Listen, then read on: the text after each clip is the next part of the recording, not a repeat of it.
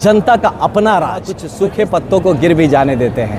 थोड़ा वक्त देते हैं, देखते हैं कौन रुकता है साथ में। कुछ समय और कुछ का प्रतिबंध था हम लोग आए, लेकिन सच में अगर कोई चाहिए अगर बक्सर के लोकसभा में हम लोग जनता का सेवा करने वाला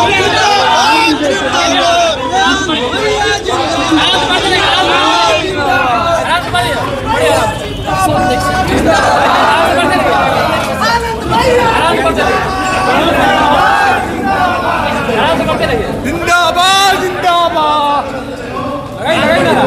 आनंद भैया जिंदाबाद जिंदाबाद आनंद भैया जिंदाबाद जिंदाबाद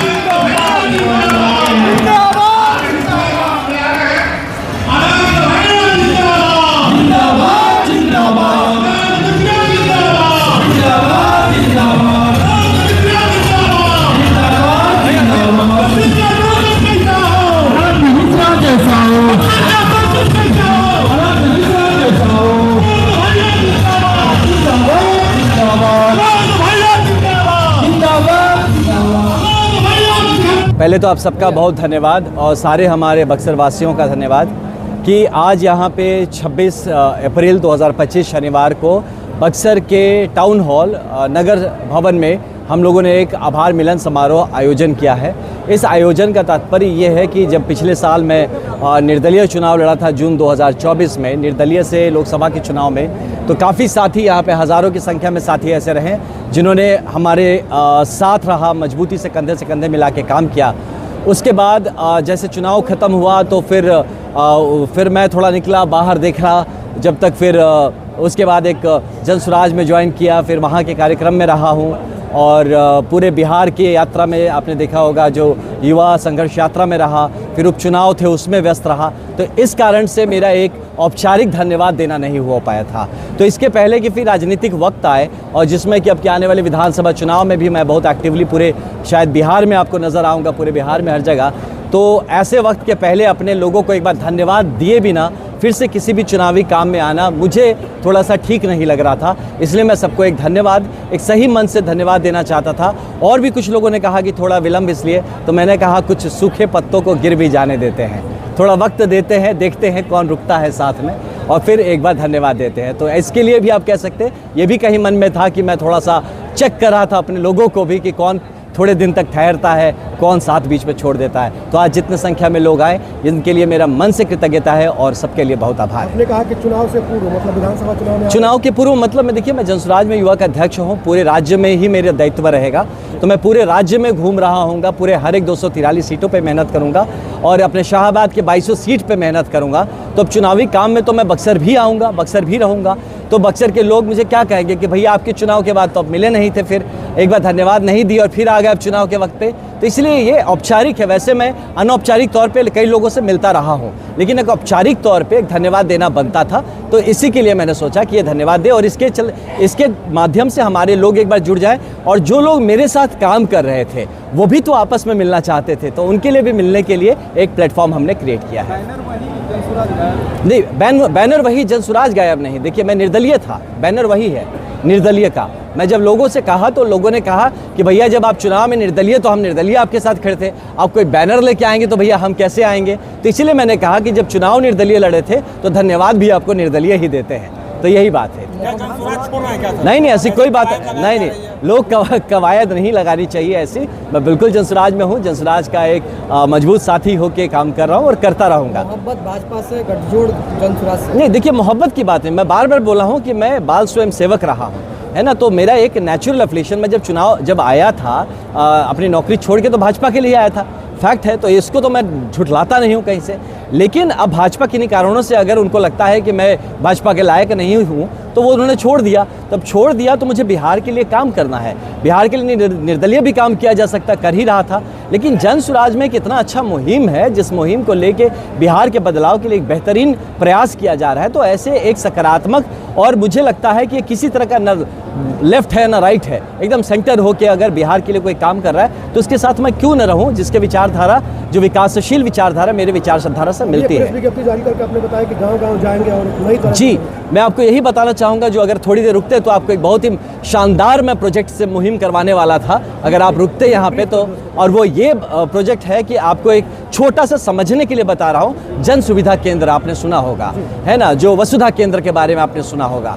तो ये जो प्रकल्प है, जो दुर्भाग्यवश तौर पे जिस लिए बनाया गया था वो उस तौर से पूरा नहीं हो रहा है। तो इसको 3 स्तरीय इसको मैंने एक प्रोजेक्ट तैयार किया है कि कैसे मैं इसको 3 स्टेज में, अब ज़मीन पे जाके लोगों की ज़रूरत है, वो चाहे किसी तरह की ज़रूरत है, उस पर काम करेंगे। और जिस प्रोजेक्ट को मैं लेके आया हूँ, हम लोगों ने मित्रों से बात की और ये एक पर्सनल प्रोजेक्ट मेरा रहेगा। तो इसका नाम हम लोगों ने सोचा है कि मित्रों ने हमें सजेस्ट किया कि भैया हम इसका नाम AKS रखेंगे, ASK रखेंगे, आस्क तो क्या होगा, तो आनंद सेवा केंद्र। मैं कहा अच्छी बात है, चलिए। तो यहाँ एक उस प्रकल्प में, अब नाम हम बाद में फाइनल कर लेंगे, लेकिन इसमें यह होगा कि लोगों की जो भी ज़रूरत होगी, किसी भी गांव के किसी भी ज़रूरत पड़ने वाले लोगों को अब किसी की पैरवी करने की ज़रूरत नहीं होगी। हमारे जितने यहाँ पे MLA और MP घूम रहे हैं, जो सिर्फ शादी विवाह जाते हैं और पैरवी करके अपना घर चला रहे हैं, तो उनकी पैरवी की जो ताकत है, उससे हम कहेंगे कि उस ताकत को आप इस्तेमाल करिए, पॉलिसी मेकिंग पे ध्यान दीजिए। आप देश चलाने, बिहार की पॉलिसीज़ पे ध्यान दीजिए, और पैरवी करने की किसी को ज़रूरत नहीं होगी। कम्युनिटी लीडरशिप, जो ज़मीन से लीडरशिप निकलेगी, किस तरह से गांव के हर एक इंसान को, जो करीब आप देखेंगे तो 157 से ज़्यादा स्कीम्स है सेंट्रल गवर्नमेंट के, और 100 से ज़्यादा स्कीम है बिहार सरकार के, तो 250 से ज़्यादा स्कीम गवर्नमेंट के यहाँ पे चल रहे हैं, लोगों तक पहुँच नहीं रहे, वो लोगों तक पहुँचाने का सही से ये बेड़ा उठाएगी ये प्रोजेक्ट जो हम बात करें। और उसमें जो जन सेवा केंद्र में आपको 10 रुपया, 20 रुपया, 50 रुपया लगता है, इस सेवा केंद्र में 1 रुपया भी नहीं लगेगा।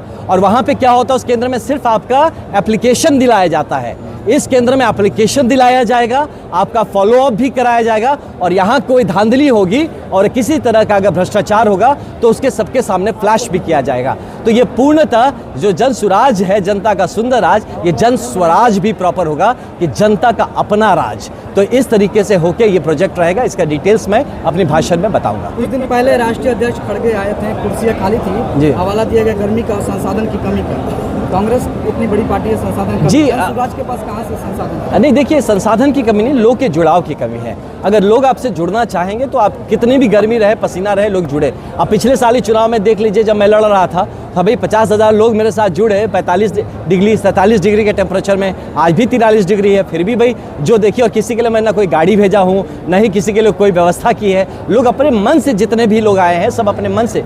तो लोग अगर आपके साथ स्वतः जुड़े हैं, ऑर्गेनिकली जुड़े हैं, तो वो आएंगे, उसके लिए किसी को भीड़ बटोरने की जरूरत नहीं पड़ेगी। लेकिन लोगों के अंदर नाराजगी है। देखिए, कांग्रेस को लेकर लोगों का जो है ना, आशा खत्म हो चुका है। अब नाराजगी तो उससे करेंगे जिससे कुछ आशा बचा हुआ हो, तो इनसे कोई आशा ही नहीं अब रहा, तो इसीलिए उनको पूरी तरह से छोड़ दिया गया और उनके वो सभा में आपको साक्षात दिख गया। असर पड़ना चाहिए किस पे?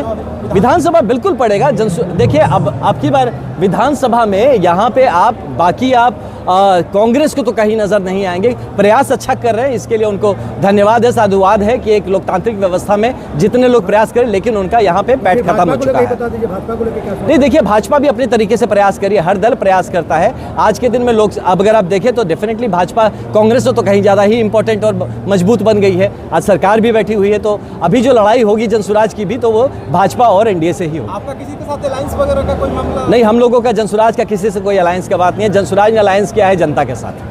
सुनने में आ रहा है भाजपा धर्म के मामले पर चुनाव लड़ती है, आप क्या कहेंगे? हाँ, भाजपा धर्म के मामले पर चुनाव लड़ती है, आप क्या कहेंगे इस पर? नहीं, देखिए, धर्म के मामले पे धर्म का दुरुपयोग किसी को नहीं करना चाहिए, लेकिन ये जरूर है कि धर्म के नाम पे अगर किसी को मारा जा रहा है तो उस बात को अपन देखा भी नहीं कर सकते हैं। इस बात को जरूर ध्यान में रख के इस पे कड़ी तरीके से इस पे एक्शन लेना चाहिए, लेकिन धर्म की राजनीति नहीं करनी चाहिए। लेकिन धर्म अगर किसी ने अगर केंद्र बना के किया है, अगर बुरा किया है, तो फिर उसका भरपूर उसका जवाब मिलना चाहिए। फिलहाल आनंद मिश्रा सब क्या करेंगे अभी, जो जी, आपके अंदर काफी पोटेंशियल है, क्या जी, लगता है कि जनसुराज में भी आपकी जरूरत नहीं है? नहीं, ऐसी बात नहीं है। देखिए, जरूरत किसी को किसी की जरूरत नहीं है। यहाँ पे सच पूछे तो किसी को किसी की जरूरत नहीं है। यहाँ हमें ही जरूरत है कि जो मन की शांति के लिए या अपने जीवन की व्यर्थ न जाए, इसके लिए जो समाज में जुड़ के हम कुछ करना चाहें तो वही कर रहे हैं। और जनसुराज का जो काम है राजनीतिक, वो मैं करता रहूँगा। सामाजिक तौर पर मैं अपनी ज़मीन को छोड़ना नहीं चाहता। मैं जो यहाँ बक्सर के लिए मैं जब आया था नौकरी छोड़ के, देखिए, मैं जनसुराज के लिए तो ज्वाइन नहीं कर नौकरी छोड़ के आया था। तो मैं जिस काम के लिए आया था, मैं सिर्फ राजनीति नहीं करना चाहता। मैं चाहता हूं कि ज़मीन पे ठोस काम हो। सिर्फ घर घर जाके हाथ जोड़ के नमस्ते बोल के आ जाना, सिर्फ शादी विवाह में अटेंड करना, ये काम के लिए मैं नौकरी छोड़ के नहीं आया हूँ। नौकरी छोड़ के आया हूँ किसी मजबूत ठोस काम करने के लिए। उसका मैंने एक प्रोजेक्ट बना लिया है जिसका मैं चर्चा भी करूंगा। और ज़मीन पे अगर ठोस काम ना हो तो मेरा यहाँ रहने का कोई औचित्य नहीं है, और इसीलिए आया हूँ। लोग पूछ रहे हैं इस प्रोजेक्ट के लिए पैसा कहाँ से आएगा? पैसा नहीं लगेगा भैया, आपको हम बताएंगे, आप सुनिए मेरी बात। पैसा लगेगा ही नहीं इसमें, यही तो बात है। गवर्नमेंट के 257 प्रोजेक्ट चल रहे हैं सरकार के, 5 लाख करोड़ का बजट है वहाँ पे। तो ये पैसे तो सरकार दे रही है, हमें क्या? हमें बस घुसखोरी खत्म कराना है, लोगों का उनका हक दिलाना है। जो लोग कमज़ोर हैं, जगह पहुँच नहीं पा रहे, उनकी ताकत बननी है। जो लोगों को समाज में न्याय दिलाना है, वो न्याय दिलाना है। पैसे की ज़रूरत नहीं है यहाँ पे, आत्मविश्वास की ज़रूरत है, एक आपके सही मंशा की ज़रूरत है, और काम करने की दक्षता और काबिलियत की ज़रूरत है। जो सब लेके हम लोग हैं, और इसलिए आप काम होते हुए। धन्यवाद।